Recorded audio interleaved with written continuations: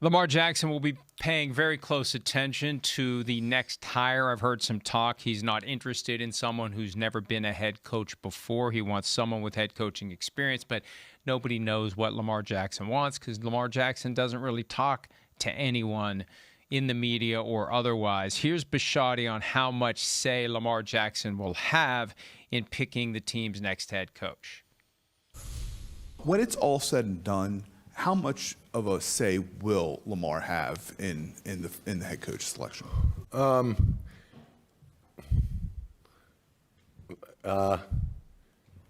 lot of say, but he has no power. I have the power. They have opinions, and I want them all.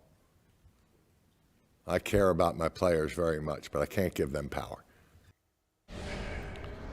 Wow, that's really well said. And I can't, I agree with that totally. I mean, that's a strong statement.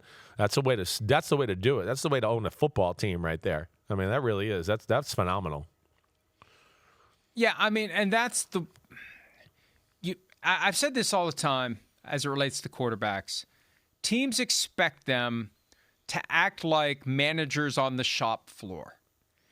Well, that's fine, but you have to give them a seat at the table. That doesn't mean that they are at the head of the table. Yeah, right. But you still have to give them a seat at the table. Right. You have to hear them out. That's all Aaron Rodgers wanted in Green Bay. I just want to be heard. There's a way, they navigated him around. Remember when Odell Beckham Jr. was available and they lowballed OBJ? Aaron Rodgers wanted him. The team didn't want him, so they lowballed him and they didn't get him. But at least they heard him out. Sometimes we just want to be heard. We know somebody else is going to make the decision, but we feel respected if we're heard. And that's it. He was a little strong, though. I mean, we've had some guys like Jerry Jones last week and somebody else who wanted to own a football team once. Like, we got some guys making some pretty strong statements about their power. Like, just go buy a big truck if you're trying to compensate. But I digress. And I'm kidding. I'm kidding. Please don't retaliate. I'm kidding as to any of the three individuals involved. But you've got to have Lamar on board with what you do. He's got a cap number of $74.5 million this year and next year, and they need him. To the point you were making earlier, they need him to agree to a new contract. And look at what trouble it was for them to get him signed the last time around. They don't have the luxury of taking 3 years to negotiate this. They got to get this done now. No, they got to get it done now, and Lamar needs to get it done if he's serious about wanting the Ravens to still be one of the top teams in football. That's where I would think that comes together and they can make some magic there.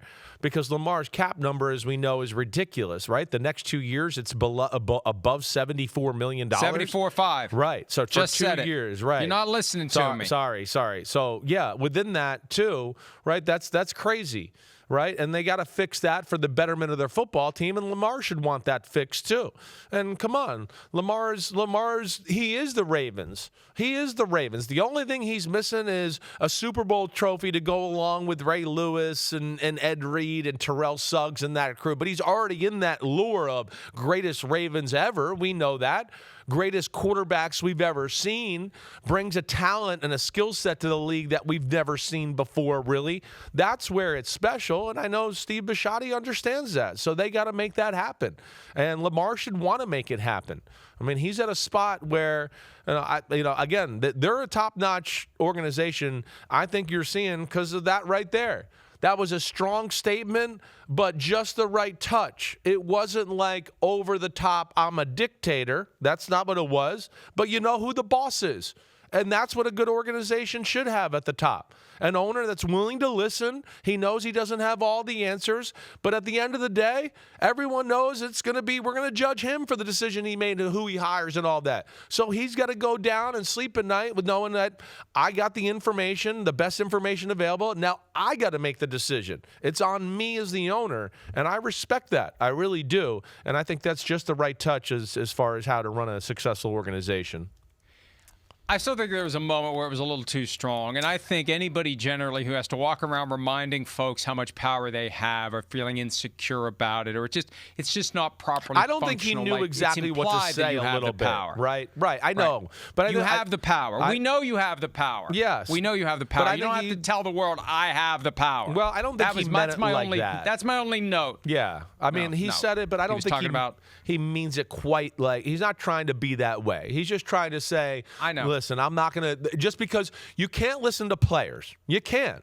The players are going to take their own personal life and what they see in their personal football life. Dan Snyder, and prime example. Exactly, and go that way. I've heard players talk before, oh, I love for him to be a head coach. And then I go, oh, yeah, why? And they go, oh, he's so cool. I mean, we drink beers together, and he's like, and I want to be like, and yeah, hire him, and you guys will be 2-14 or 2-15, and you will suck, and you'll be looking for a new coach.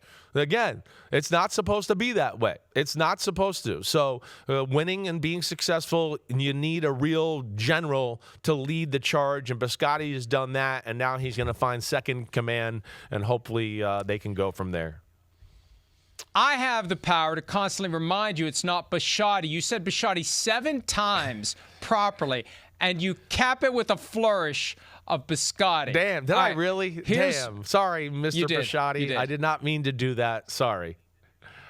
He has the power to render you unemployed, and me. He'll start with me after some of the stuff that I've been saying. And I'm just kidding. I hope Steve Bisciotti, however you want to say it. Hey, Bisciotti, he's a countryman. He wouldn't try to get me fired. He's my paisano. Hi, it's Mike Florio. Thanks for watching PFT on YouTube. Hit subscribe for the latest news and analysis from Pro Football Talk.